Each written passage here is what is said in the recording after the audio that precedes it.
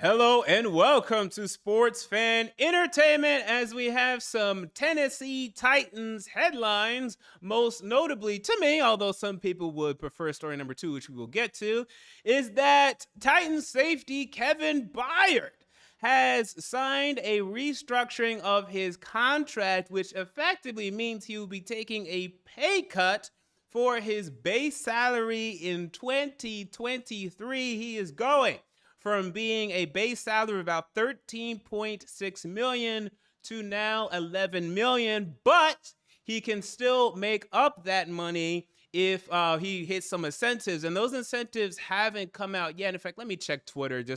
I just came back from the gym, so maybe there's a chance that those incentives have come out in the last hour. I'm not seeing anything on Twitter yet as to what those incentives are. And as a safety, I don't know if they're going to be statistical. I think it would most likely be Pro Bowl. And then, maybe 4 interceptions or something like that. Although I'm not big on my safeties needing to get interceptions. It's nice, but safeties can absolutely have an impact only having 2 or 3 interceptions on the season. It happens, sometimes you may just not, be around the ball, get that many interceptions. But I think pass breakups and tackles are much more indicative of, safeties' involvement than necessarily interceptions. I know a lot of bad safeties that have had double-digit interception seasons just because they're in the right place in the right place at the right time a lot of times, and then they were just bad ever since after that season. So, it's a wonky stat. So we'll see what the incentives are. But this pretty much confirms, and I don't think this was ever confirmed. Now, someone correct me if I'm wrong, but I'm pretty sure when asked if Rand Carthon said that they didn't ask Byard to take a pay cut. So I don't think this was ever confirmed, but he took a pay cut. Now, maybe they'll say that they never asked him until the signing. And for DeAndre Hopkins, Kevin Byard was down, right? Regardless, he was down. For DeAndre Hopkins, he was down. So maybe they asked him early in the offseason. He felt it wasn't worth it at the time. But for DeAndre Hopkins and for the betterment of the team, he's like, okay, I'm willing to do it. And he's still confident that he's going to hit the incentives. So a huge sacrifice here for Kevin Byard. You want to talk about putting his head on, for the team here. What more can you ask? If this guy has not earned your favor at this point, I don't know what I can tell you. This guy has now sacrificed and put his head down for this team now multiple times. What more could you ask for? So, thank you, Kevin Byard, for this. And we're going to see what exactly will come from this in terms of DeAndre Hopkins signing. I want to make a video on this specifically, too. I want to discuss DeAndre Hopkins versus Treylon Burks and which one is actually going to be able to produce more this upcoming season. That's something that I'm very much so looking forward to because I'm not sure what's going to happen there. Also, so we don't have the Byard incentives, but we do have the DeAndre Hopkins incentives. So the DeAndre Hopkins incentives, and let me take a picture of this and we put on the screen. That would be easier. That way we can follow along here. So the DeAndre Hopkins incentives. Let's put that up on the screen, shall we? And let's go ahead and reduce the size of that. That is way too big.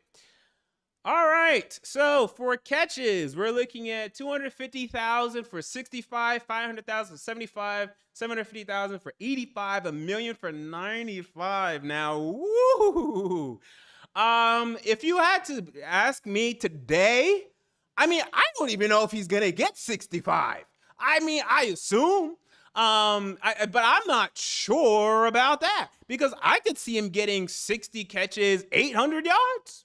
I think that's very much so on the table. So those are very lofty catch expectations for DeAndre Hopkins. I guess they're really planning on really featuring him in this offense. But 65 catches, that is nothing to scoff at. In his season last year, he had 64 receptions in 9 games. That is for a Arizona Cardinals offense that throws the ball a hell of a lot more than we do. Okay. And, very West Coast offense that has a lot of short passes and, a lot of screen passes and a lot of that they were throwing his way. So that is very lofty. We'll see about that. If I had to guess, I'd say I'd feel much better about 70. I don't think he's going to pass 85. I think that's crazy. Yards, 250K for 750, 500K for 850, 750K for 950, a million for 1,050. Now, so for these, I am feeling, I really want to go about 900 yards for him. It could go over 1,000. I just don't know if him and Burks are going to do that, but I'm feeling he could get the 500,000 or 750,000 here. Touchdowns, 250,000 for 4, 500,000 for 6, 750,000 for 8, and then a million for 10 touchdowns. All right, so those are very lofty expectations as well. I'm feeling about 7. 8 would be really good. Double digits, I don't see it. If he's getting double-digit touchdowns, then this offense is really good, and you should be very excited about this offense. But considering the fact that A.J. Brown had decent passing touchdown numbers, but I mean, I think he broke double digits like barely. Like I think he had 11 or 12 with us, and then 1 year. In fact, let's check that up right now. So his rookie year, A.J. Brown had 8, second year 11, third year 5. Okay, and that's A.J. Brown. And then Corey Davis, we'll look him up real quick. Corey Davis in his time here, he had passing touchdown totals of, and by the way, DeAndre Hopkins is much better than Corey Davis, of 4, 2, 5, 4, and 2. So wide receivers don't get touchdowns here. Okay, not since Steve McNair left the building. It just doesn't happen. We don't get wide receivers here that get over 10 passing or 10 touchdowns, receiving touchdowns. Doesn't happen. And it's not going to change because the best case scenario is 2,000. Like if our offense, best case, which I think this is even too lofty. I don't think this is going to happen. But if we get 2020 Tennessee Titans offense where we were putting up points like nobody's business, and we also had, a horrible defense, my God, an awful defense, but that was what was happening. That year, we had A.J. Brown, who had 11, Jonnu Smith 8, Corey Davis 5, Adam Humphries 2, Michael Pruitt 2, and this was all combining for Ryan Tannehill to have 33 touchdowns. Okay, that's best case scenario. He's not throwing for more touchdowns than that. You can bet your mama, okay? I don't give a damn. There's no way that Ryan Tannehill is beating his 2020 stat line of 33 touchdowns to 7 interceptions. No way in hell. So if you're going to give Treylon Burks 6, 7 touchdowns, DeAndre Hopkins 6, 7, that's fine. Ain't going to be no damn double digits. Forget about it. It ain't going to happen. Forget about it. I'll be happy if he gets 7. If he gets 7, good. 8, great. All right, but double digits, I can't see it. All right, so those are the incentives for that. And we'll see if he's able to hit them. Now, we move on to the new uniform. So this is a spoiler alert because some of you might have actually been waiting for the uniform reveal Sunday night. And I still might make a video for that because, it's content, it's views. So might as well, but I'm pretty sure these are the uniforms. There's no reason for it not to be. So I'm about to display the uniforms. If you don't want to see them, look away or just go ahead and click away because that's what the rest of this video is about.